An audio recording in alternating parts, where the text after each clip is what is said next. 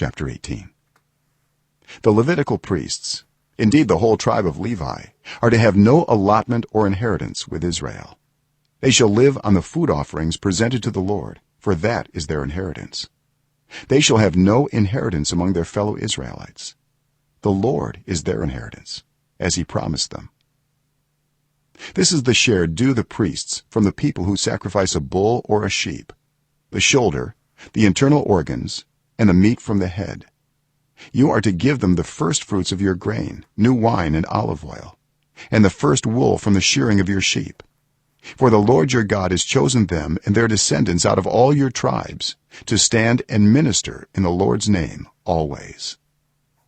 If a Levite moves from one of your towns anywhere in Israel where he is living and comes in all earnestness to the place the Lord will choose, he may minister in the name of the Lord his God like all his fellow Levites who serve there in the presence of the Lord. He is to share equally in their benefits, even though he has received money from the sale of family possessions. When you enter the land the Lord your God is giving you, do not learn to imitate the detestable ways of the nations there. Let no one be found among you who sacrifices their son or daughter in the fire, who practices divination or sorcery, interprets omens, engages in witchcraft, or casts spells, or who is a medium or spiritist, or who consults the dead.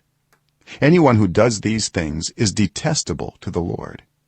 Because of these same detestable practices, the Lord your God will drive out those nations before you. You must be blameless before the Lord your God.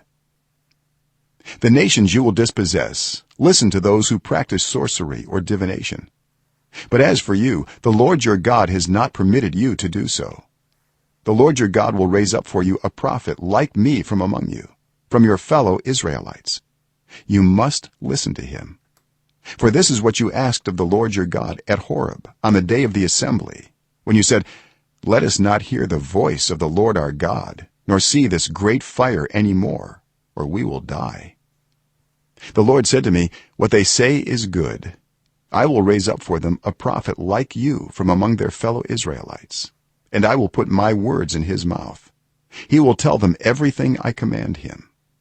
I myself will call to account anyone who does not listen to my words that the prophet speaks in my name.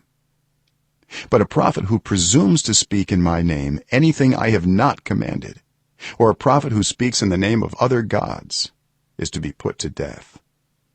You may say to yourselves, how can we know when a message has not been spoken by the Lord? If what a prophet proclaims in the name of the Lord does not take place or come true, that is a message the Lord has not spoken.